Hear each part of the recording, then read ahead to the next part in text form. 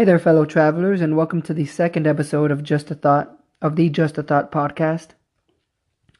I'm your host, Marcos Luna, and it's just now dawning on me that I didn't say my name anywhere in the first episode, I don't believe.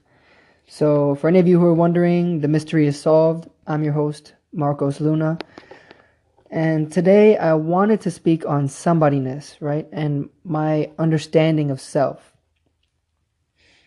But I'm still a little new at this, and I think I'm just going to speak. I'm just going to talk for a bit, and we'll see where it goes from there. Hopefully, I'll have a conclusive ending. So, here we are, right? Personalities. People with personalities.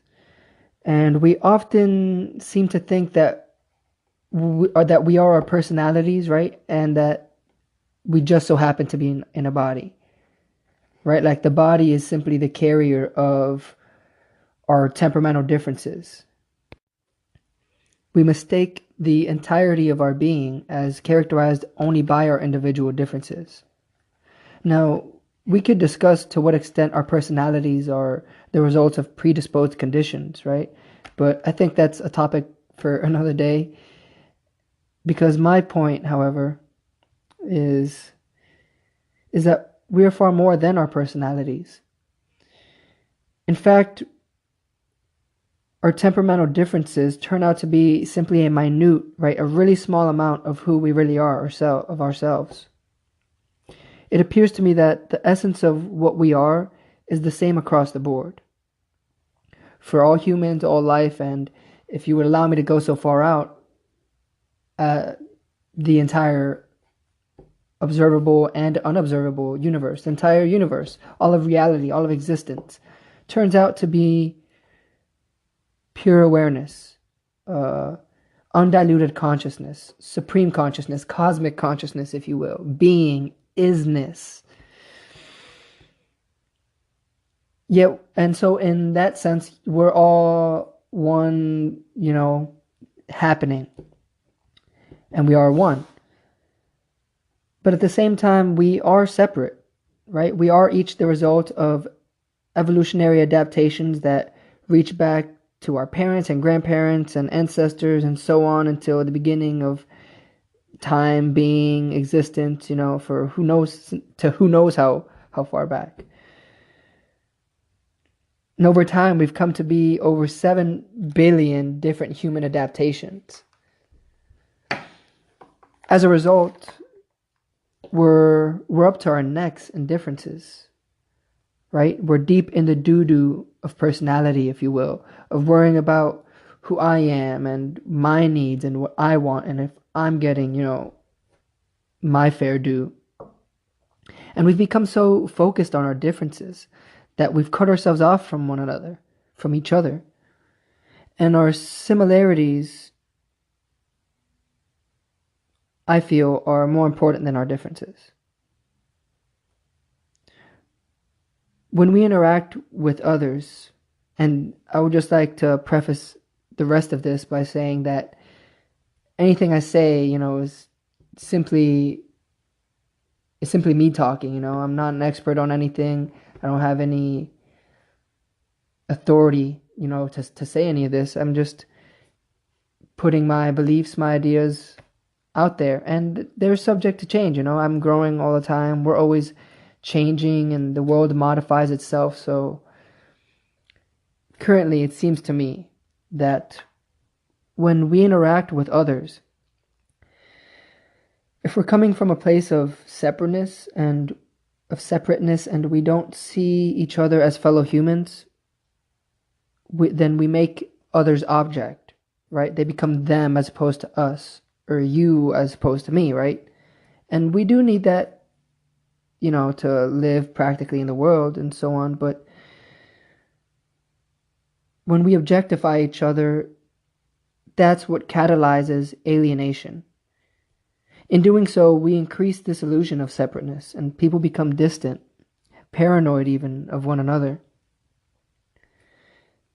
That being said, what I'm recommending is a more in-depth understanding of who we are, not only as individuals, not only to get to know ourselves and who we are as unit beings, but also as fellow humans.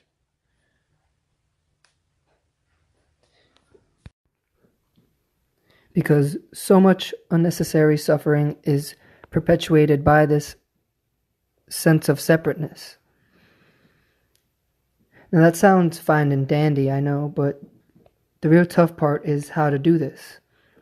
I mean, what does it mean practically to see each other as common expressions of the divine, of the infinite? Well, I feel that as with anything, you have to start with the cards you dealt, with what you've got, with yourself at home. And sometimes your immediate environment is very toxic, and one may find it hard to see those at home as expressions of the. However, in order to see one another as us unconditionally, we must first come to understand ourselves and come to terms with our own suffering, with our own insecurities. That being the case, or thus, in this case, starting at home is possibly too daunting, right? And so you start where being compassionate and open and truthful comes easiest to you. Sometimes it's not always at home. Sometimes it's within your friend group, or, with certain people, or just with your dog even, or, with yourself.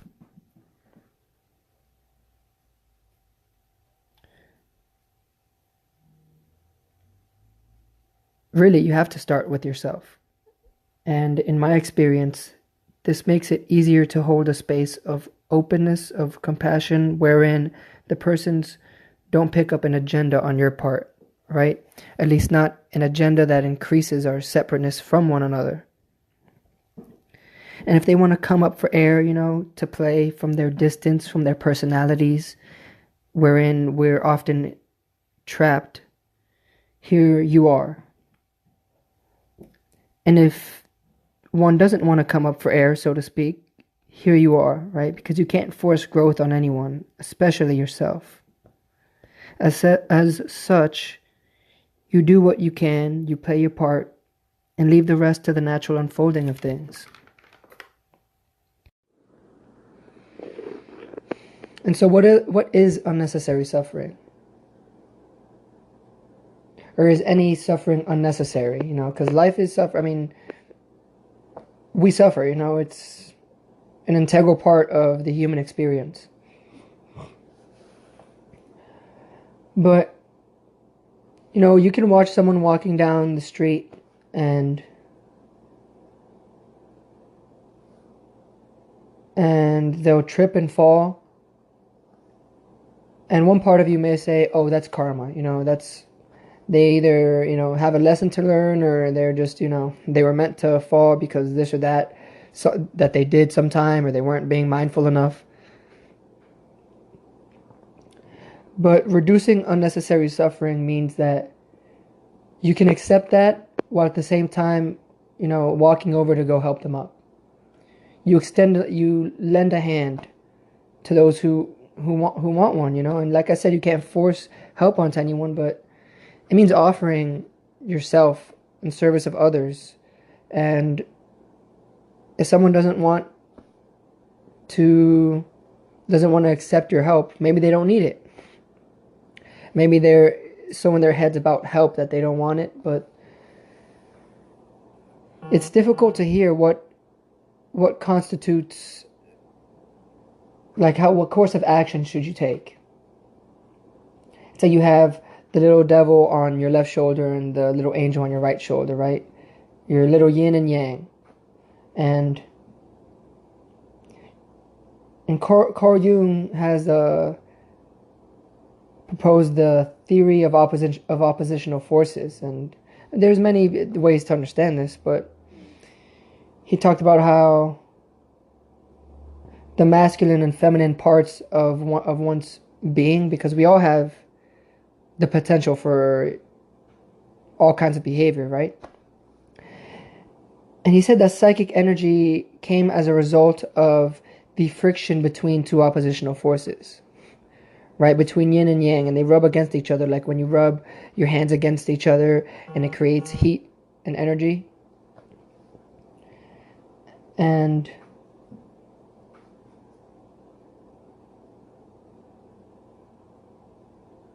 when you have an unbalance of those two things, you create unnecessary suffering. Well, I guess that's a stretch, but suffering is there when you don't have that balance, that middle way, as the Buddhists call it. When you repress, say, or push away one part of your being in the endeavor of another, when you're trying to reach happiness, then you create sufferings. All right. I think one way to put it, and like I said, I'm no expert here, and this is just me rambling, so half the time I'm not even saying anything, but I was talking to someone yesterday, and I was telling her, a good friend of mine, and I was telling her how being loving kindness, right? Being love, or embodying compassion and helping people, right? It's still you create suffering whether you're going for good or bad, because one has to entail the other. If you have a balance in this area, if you have an excess in this area, it's just a matter of time before that little circle in the yang, the little yin circle. It's just a matter of time before it spreads, right? Because the pathway to a meaningful life isn't about creating as many avenues for pleasure in your life as possible. It's about having a meaningful life wherein in the good times you can appreciate it, but you stay centered. And the bad times, while you may suffer, you stay centered. Say I create a friend group and we're all happy and dandy and we're all being love with each other and everyone we meet. Well, someone could look at us from a distance and say, man, I wish I had what they had. And now they're suffering somewhere else in the universe. You can't get away from it. And that's why we like to feel good. So we create as many avenues as we can for that, but without excess. We don't overindulge ourselves. And I don't know. I don't know what unnecessary suffering is. I guess that's what I'm trying to figure out. Is how do you know which one's the devil and which one's the angel? Sometimes it's obvious because one part of you may say, like you walk someone walking down the street with a thing of coffee. They have a couple coffee mugs or a couple cups of coffee in those cup trays, and one part of you says, man, wouldn't it be hilarious if they fell and spilled that coffee everywhere? And another part of you will hope that they make it to where they're going on time without spilling all that coffee. That's I guess the idea of the id as opposed to the superego in psychoanalysis. The pleasure principle as opposed to the morality principle. But it's not always obvious if something's meant to happen or not. Well, you could argue that nothing's meant to happen until it does, right? Like when you look at something, everything's acting as waves, and then you put conscious attention at it, or you measure it with some sort of tool or technology, and it becomes somewhere, something, someplace.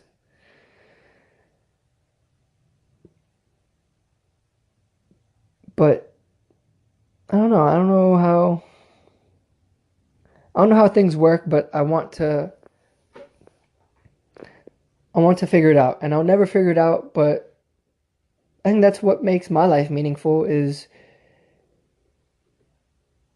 embarking on this journey of understanding and trying to extract as much wisdom from anything that I can, trying to learn vicariously through others and experience certain things by myself and find out it, exploring the edges of my personality, right? So that when I'm confronted with a certain situation, I know who I am and I can be centered in my being and act according to my own truth, to my own unfolding.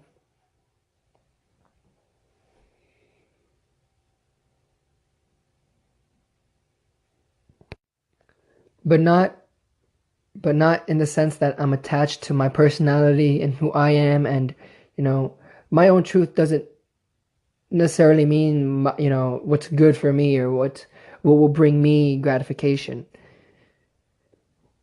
It means how can we leave this environment that we've had the grace to stumble upon and leave it just a little bit better than we found it, or at the very least not leaving it a worse place, right? I think it's so interesting because there's so many, it's so thick with so many layers of with which to understand something, and that's what's great about things that are true across time. The greatest works of all time are true on multiple levels. There's so many ways with which one can validly interpret, a story or a book or, a great movie. And I think that's what's beautiful because the world isn't meant to be definitively understood or to have one answer. And the best works are works that can be true to people through in all walks of life, in all different stages of their personal and spiritual and cognitive development. Because truth is like water, or like tofu, it'll take on the flavor of whatever you throw in it or whatever you season it with, right? But it still has its essence nature. And you can try to pick up water and cup it in your hand, but the little cracks between your fingers, if they're not tight, if your sense of truth isn't held together tightly, then the water that is God, you might say, or that is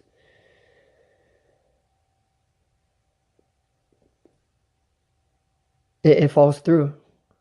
It seeps through slowly but surely, over time. And in any case, we're all gonna die, So it's like we can try to figure it out, but what good is figuring it out? You figure it out, and some people will see it, and some others won't. And sometimes your work gets buried, and you may have been the person to figure it all out, right? You could have been the Buddha, in the year 2013, and you published a book, but no one wanted to read it, for some reason or other, it didn't get published, or blah blah, or for any reason, and so all the work may have been for nothing. And that's why you don't attach yourself to someone saying thank you when you open the door, because if you open the door for someone or you say bless you when they sneeze because you expected a thank you, then you were acting out of a self-righteous place that was not genuine. It's like when I have this cup in my hand, in my right hand, and I put it, I give it to my left hand.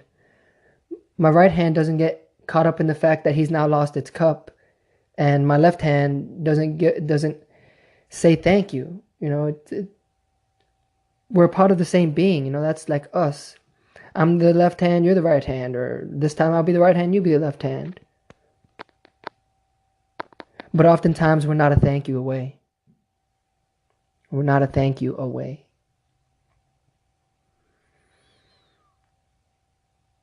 And so everyone plays their part. You hold the door open because that's who you are, and you just enjoy being kind, and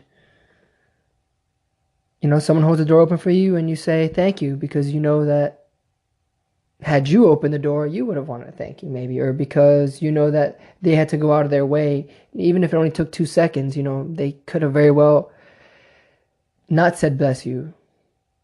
And those are very simple ones, but the same applies across the board to the other extreme, where people give away billions of dollars, right? Or, they'll donate $1 million to a charity, and then they'll go to their cocktail party and tell everyone about how they donated, this or that to some charity. And everyone says, "Oh, you're so kind." And you get this self-righteous fix, your hit of, "I'm a good person. I'm doing all right." And so, my life is justified.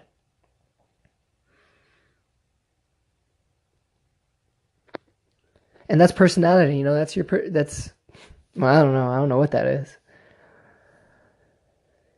But yeah, I mean, I'll continue thinking and contemplating and trying to get quiet and endeavoring to